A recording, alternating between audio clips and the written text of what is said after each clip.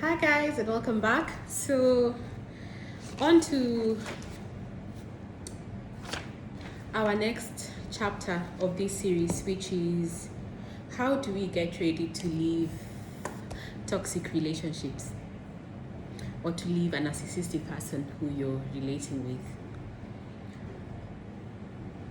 If you're new here, please do subscribe and give us a thumbs up. You can have a look at our selection of videos. My name is Morugi and this is Morugi's Kitchen.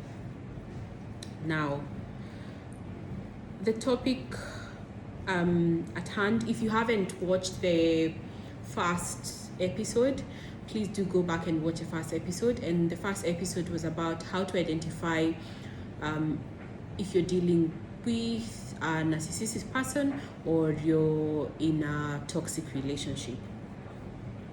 And today we're going to be talking about how to plan for exit and actually how to exit. So the first step, once you've identified that you're in a toxic relationship, is start taking back your power. You need to stop reacting to narcissists. So remember I said in the previous episode that narcissists are energy vampires. They almost suck you dry of the good energy that you have. Are you a jolly person? You find yourself not jolly anymore. Are you outgoing? You can't go out anymore with people because they don't think those people are right for you. Are you an industrious person? They don't think those businesses you're investing in are good enough for you. So how do we exit? So because narcissists thrive on you reacting in a particular way, you need to stop reacting. Or if you do react, because you're human, if you do react, don't react in front of them. Because if you react in front of them, it just energizes them. So what do I mean by stop reacting?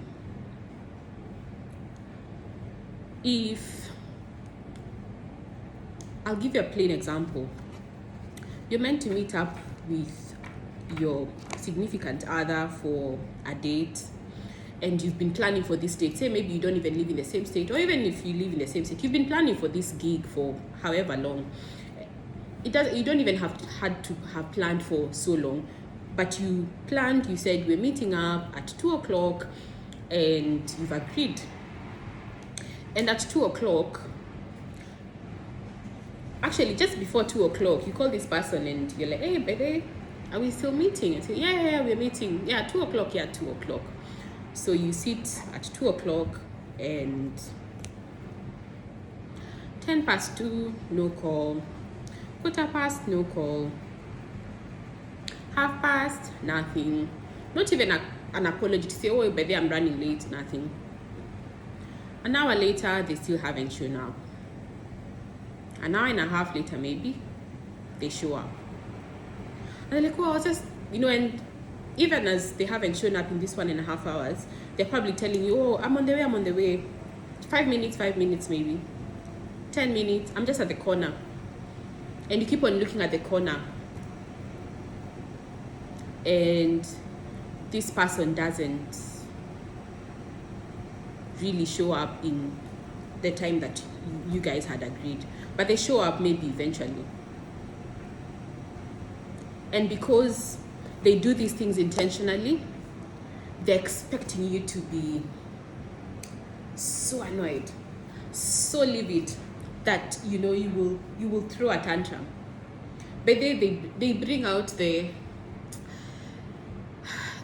the nasty child out of you. So they will be expecting for you to react, to be like, "Why did you keep me that long? Why did you do this? You promised you would have stopped to do this behavior." Or you say you have a philandering partner. You catch them the first time. You throw everything. You hit people. You're mad. How dare you? You cry, you almost go into a depression. You find them again a second time. They come and promise that they'll stop, and again you react in the same way. You're mad. They calm you down with that smothering love, and you think, oh, they've changed, and you go back into. And they never leave you alone, by the way. They love you, they do horrible things to you, and then they come and love you again times 10. Then that cycle continues. So what do you do when someone has been doing all of that and they're used to you reacting in a certain way? Stop reacting. They've come late. Okay. They're used to you being there and complaining the whole time. When they arrive, just pick up your bag. I'm going to powder my nose. And you go home. That throws them off balance. Like, just do something that they're not used to you doing. If they're used to you being annoyed all the time, quarreling, and you'll be there, but you're in a bad mood, but you persevere, don't persevere. Don't give them a chance to convince you to come and sit back. Just take your bags, excuse yourself. Say, oh, I just need to go and powder my nose. Or whatever excuse that you come up with, I just need to go to the toilet. And go. Go and go. Let them sit there and wonder. And yeah, switch off your phone, by the way. And the next time they call you, like, oh, I just thought you didn't really value our time, so I left. Because our date was at 2 o'clock. You came at 3:30, so the time that we had allocated to meet was over, so I thought I should go home.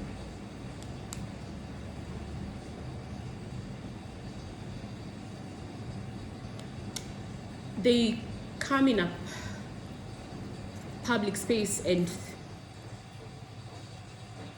they want to embarrass you. Exit the space. You don't have to stick around for their crap. Exit the space.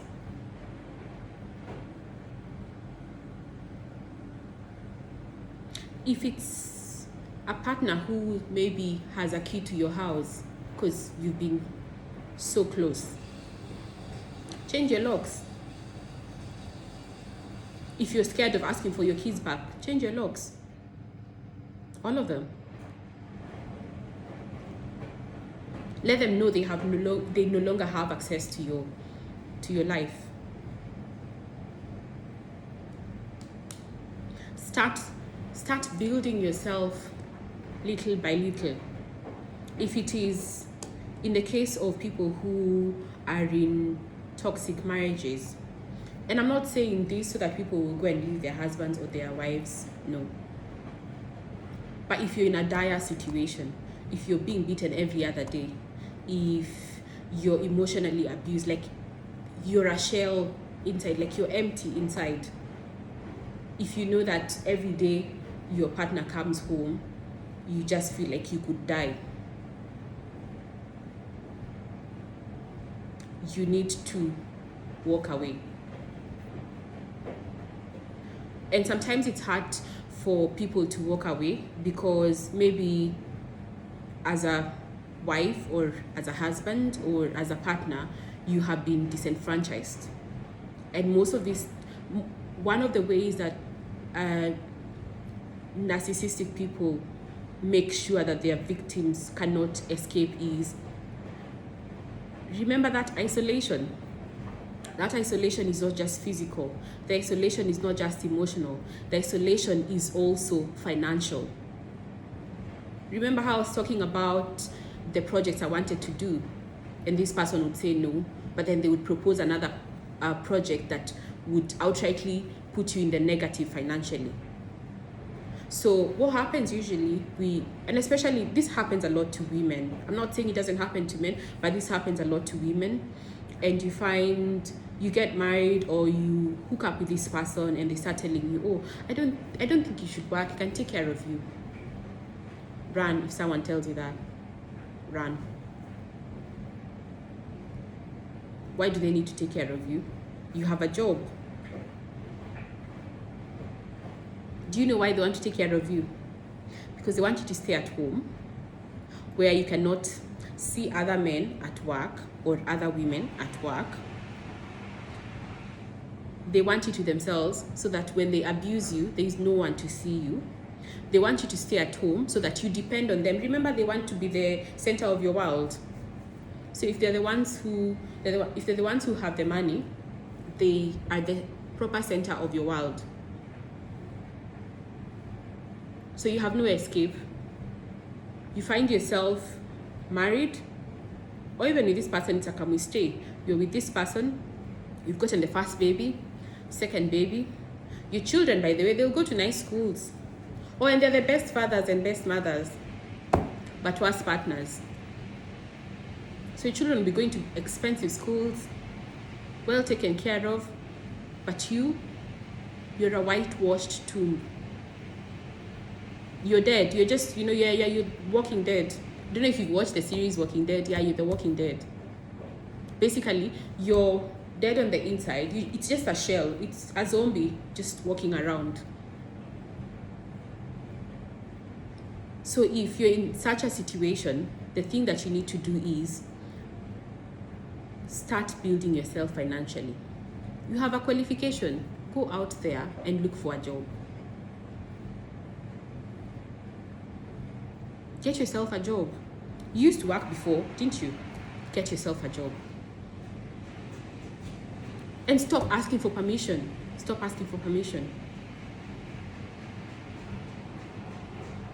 If you can't get yourself a job while you're in that household, go back home. You know this whole story of people telling you, oh, it's embarrassing to go back to your folks' house? No. Go back home and start afresh. Go back to the drawing board and figure out what you need to do for yourself and for your kids. People say, well, I want to stay because of the kids. What will the kids think? The kids will be more damaged if you stayed and yet there was all this horribleness going on. Because children see and children feel things. It's unfortunate if your relationship is to the point where you have children, but by all means leave.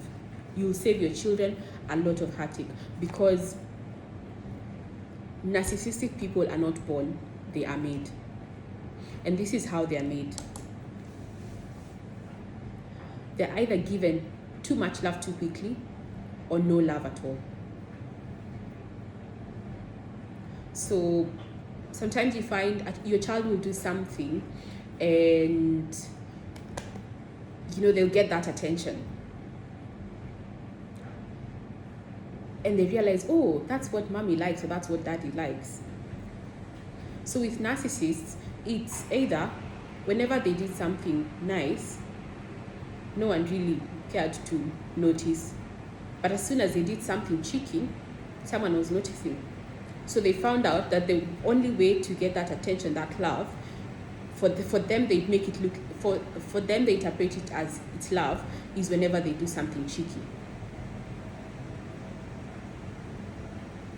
So are you the kind of parent that is building that kind of behavior?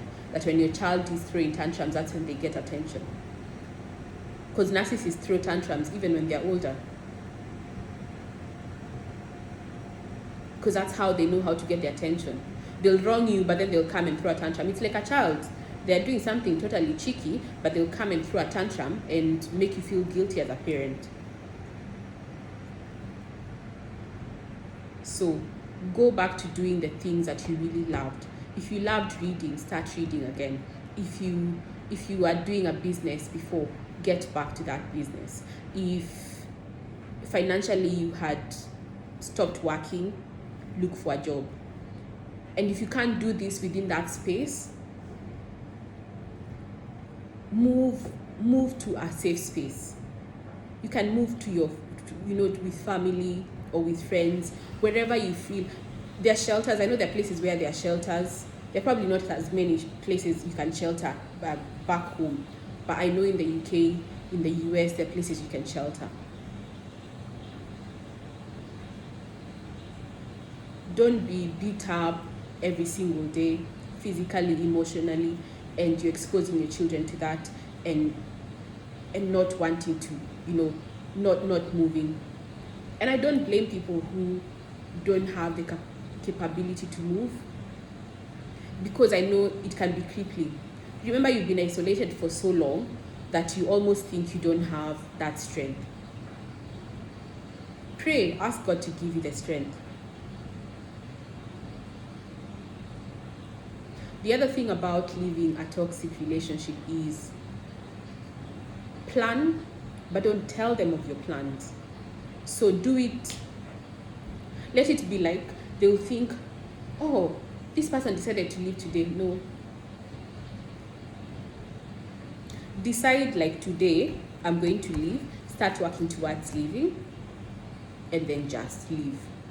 Surprise them. That element of surprise breaks their ability to wiggle you back into it, to bring you back into that bad situation.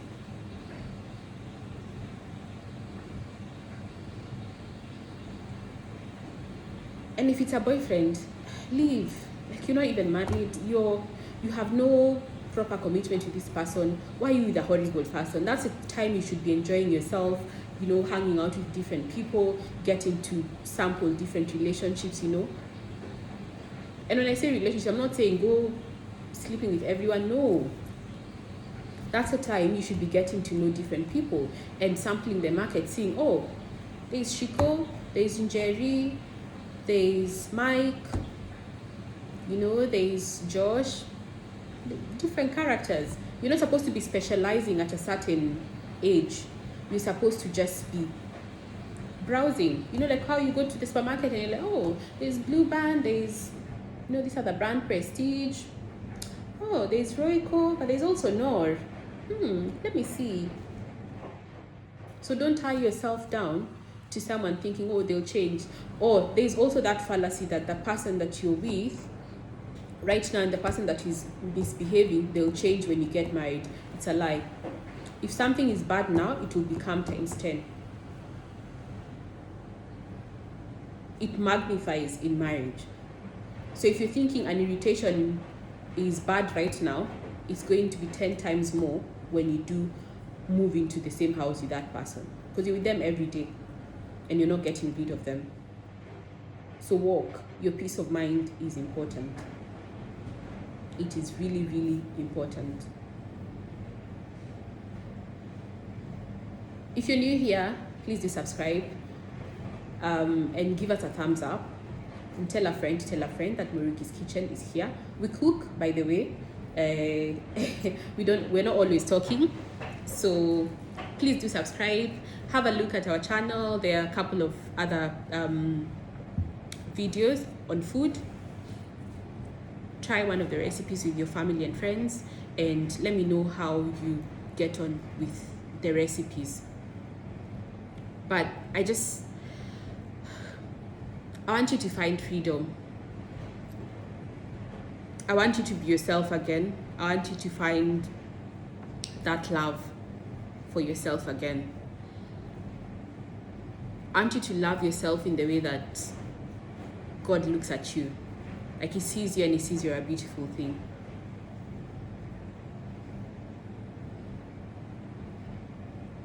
Like God thought you were so important, so good, that He sent His only Son to die for you.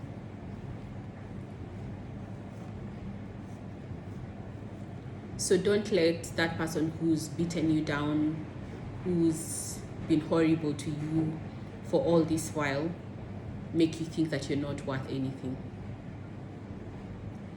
Your life is worth much more, and you can walk away. You're strong enough to walk away. You just have to think it. You just have to believe it. You can walk away from that toxic relationship. For those who are professionals and have more ideas on how people can exit toxic relationships, please do comment down below and share your links to where we can follow and people can get help. But decide today, this is 2021, decide today that you no longer want to be sad. Decide today that you want to live. Decide today that you want light and love. I love you guys. Please subscribe and comment down below. Give us a thumbs up and also click on the notification bell so that you can get to know when we have our next video. I love you.